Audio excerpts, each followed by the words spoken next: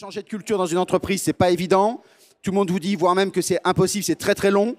Eh bien, il y a des méthodologies. Et là, vous allez pouvoir poser toutes les questions avec quelqu'un qui va vous donner toutes les réponses dont vous avez rêvé d'avoir. Bravo, merci. À tout à l'heure. Vous pourrez poser à la fin toutes les questions que vous désirez, donc n'hésitez pas à en garder quelques-unes pour la fin. Merci. Bonjour à tous. Vous m'entendez bien? Bonjour.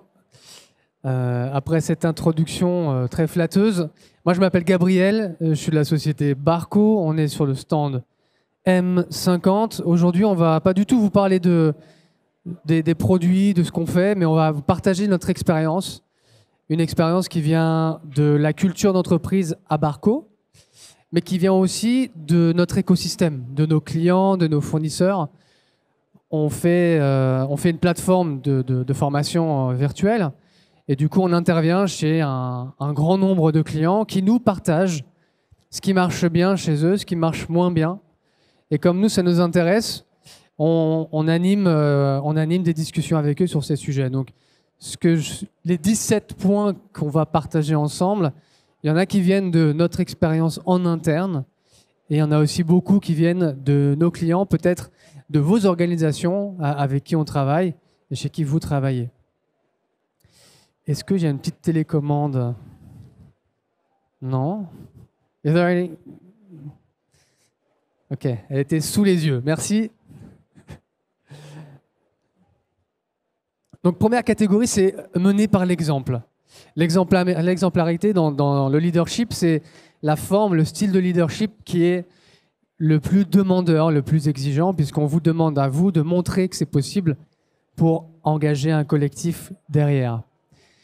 Et quoi de mieux que pour engager un collectif que d'avoir l'exemple du top management? À Barco, on a cette chance. On a le leadership le comité de direction qui montre l'exemple, déjà en partageant leur expérience, en étant très accessibles. Mais ils n'ont aucun problème pour partager ce qui marche et ce qui ne marche pas. Quels ont été leurs succès, quels ont été leurs échecs et l'apprentissage qu'ils ont pu en avoir. Quel effet ça a pour les équipes derrière? C'est qu'il y a une décomplexion des équipes opérationnelles à aussi partager les victoires, les échecs et à en apprendre collectivement. Il y a quelque chose que nous, à Barco, on fait beaucoup moins, mais que certains de nos clients font beaucoup plus. C'est la troisième partie, le mentorat et le coaching. Ça, c'est surtout la partie coaching. Alors, le mentorat, c'est plus simple à mettre en place parce que c'est valoriser des ressources qui sont en interne. Vous avez déjà une expérience, vous pouvez accompagner des jeunes professionnels. Le coaching, ça implique un coût et ça fait partie de certaines campagnes qu'on a pour retenir des talents, développer des talents. Et il y a une petite peur aussi, une petite peur de la part des DRH qui se disent si je paye un coaching à des personnes, il se peut bien que dans le coaching, la personne ait la révélation qu'elles doivent quitter l'entreprise. Ça, c'est un risque qu'on entend souvent. Mais nous, on pense qu'en fait, tant mieux.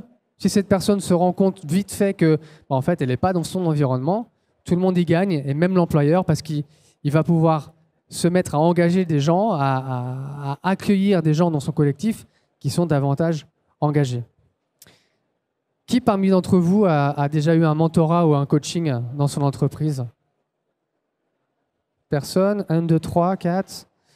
Ouais, ok. Je dirais peut-être 20% de la salle. Donc il y a encore une marge de progression dans nos organisations, chez Barco inclus, pour proposer ce genre d'expériences qui sont engageantes. Ensuite, on a la pertinence. La pertinence de notre parcours de formation dans notre entreprise. Comment est-ce qu'on devient pertinent? C'est la flexibilité qu'on offre à nos salariés. Une même formation, elle peut être suivie à distance, en présentiel, en synchrone, en asynchrone. Et en fait, là où on vient franchir le pas de la flexibilité, c'est en laissant le choix, la liberté aux salariés de se dire cette formation, je la suis à distance, celle-ci en présentiel, celle-là asynchrone. Et là, il y a, spoiler alert, il y a très peu d'organisations qui arrivent à mobiliser toutes les ressources suffisantes pour offrir cette flexibilité, alors que c'est la première demande de la part des salariés. La liberté de choix, la liberté. Donc sur des technos qui peuvent aussi bien gérer le présentiel, le distanciel ou l'hybride. L'hybride ici, on parle du mix entre, dans une même formation, des gens dans la salle et des gens à distance. On encourage beaucoup dans le déroulé pédagogique. À Barco, on fait beaucoup de formations. Alors moi, je suis formateur aussi. Et on a une instruction de la part de Barco University, c'est que toutes les 5 minutes, le formateur doit se taire et doit inclure l'avis d'un ou plusieurs formés à distance. Ça fait partie de notre politique de formateur. On se tait et on fait un quiz, un questionnaire, une breakout rooms, une discussion en sous-groupe, un atelier, une séance de feedback, mais tout ce qui peut briser la glace et accueillir la connaissance des pairs dans la session de formation. Et pour ça, on cherche des activités. Avoir des activités aussi qui sont synchrones. Je pense que qui parmi vous a un catalogue de formation en asynchrone? Il y en a beaucoup plus. Voilà. Ça, c'est des choses en général qu'on arrive à mieux faire. Et c'est des attentes qui restent fortes dans la part des salariés. Ensuite, on a la motivation à l'apprentissage. La motivation, là aussi, à Barco, il y a des choses qu'on fait bien, il y a des choses qu'on fait moins bien. Ce qu'on fait bien, c'est sur la partie gamification, sur la partie certification, les badges. On a adopté LinkedIn Learning il n'y a pas longtemps. Ça fait un carton.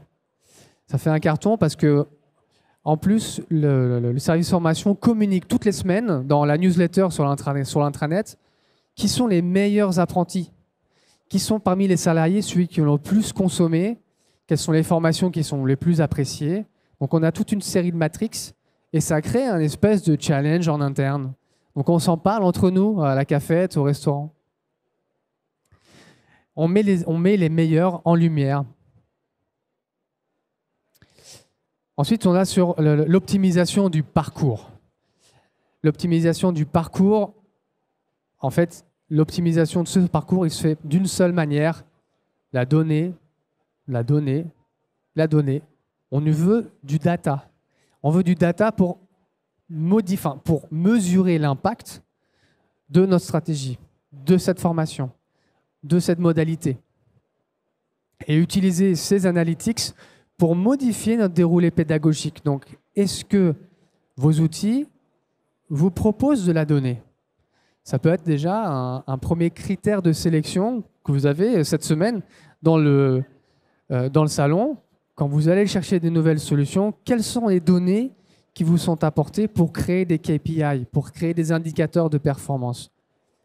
Indicateurs de performance que je vous invite à lier avec un des indicateurs business de votre boîte. Vous prenez un axe, un ordonnée, un abscisse, et vous dites le nombre de formations par rapport à la croissance du chiffre d'affaires. Et vous voyez la relation. Explorez ces relations-là parce que ce sont ces relations-là qui parlent à vos dirigeants, qui parlent à vos prises de décision, à vous, pour changer votre déroulé pédagogique. Donc la comparaison entre ces business metrics, ces indicateurs, elles sont clés pour avoir plus d'impact, même à votre niveau personnel, dans votre carrière. Quand vous parlez à vos décideurs, vous leur apportez du concret, de la donnée. Donc on optimise les parcours avec de la donnée. Merci. Et enfin, promouvoir le bien-être. Alors ça, c'est l'Arlésienne. Donc, il y a un des accords, vous connaissez peut-être les accords Toltec. La première règle des accords Toltec, c'est des accords qu'on passe avec soi-même pour être mieux déjà avec soi-même et ensuite avec les autres. La première règle, c'est que ta parole soit impeccable. Parce que le poids des mots est très important. C'est une invocation à un état d'esprit. Et certaines personnes ont besoin de ça, elles ont juste besoin de certains mots. Votre collectif, vos coéquipiers, votre équipe, et même vos managers. Les managers, c'est des gens parfois qui peuvent être assez seuls. Ils ont besoin d'avoir un retour, d'un feedback. Donc le point des mots est important. Et dans ces mots, on peut choisir de trouver des mots qui sont positifs à propos de notre situation, de notre contexte et de notre entreprise.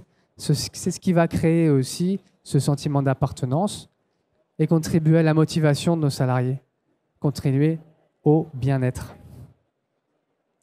La culture de feedback, ça c'est quelque chose qui existe à Barco et qui était pas évident à mettre en place. Barco, c'est une société belge, flamande.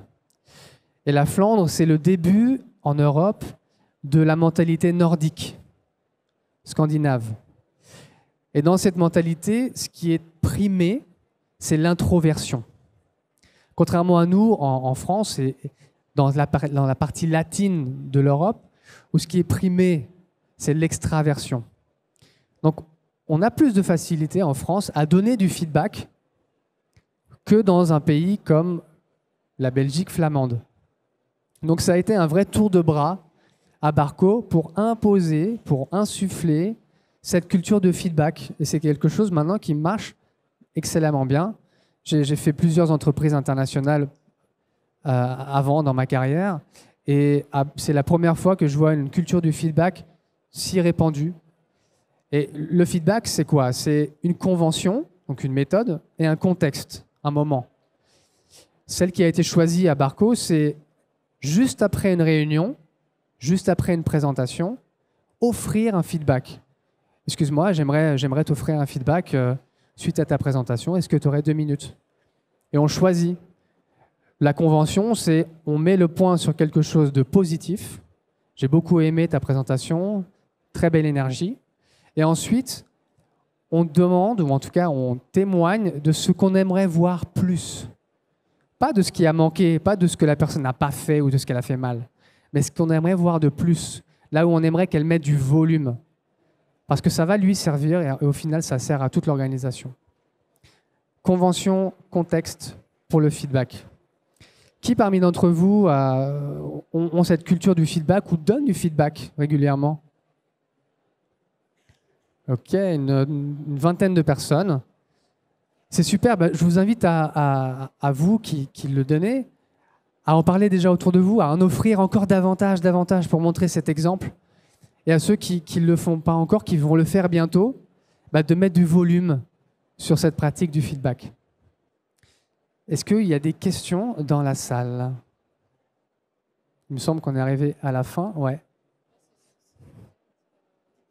Si vous voulez recevoir ces slides, passez nous voir sur le stand M50. Et on parlera de la culture du bien-être dans l'entreprise. On est très curieux d'apprendre de ce qui marche bien chez vous aussi et de ce que vous aimeriez voir amplifier. Je vous souhaite un bon salon. Merci beaucoup.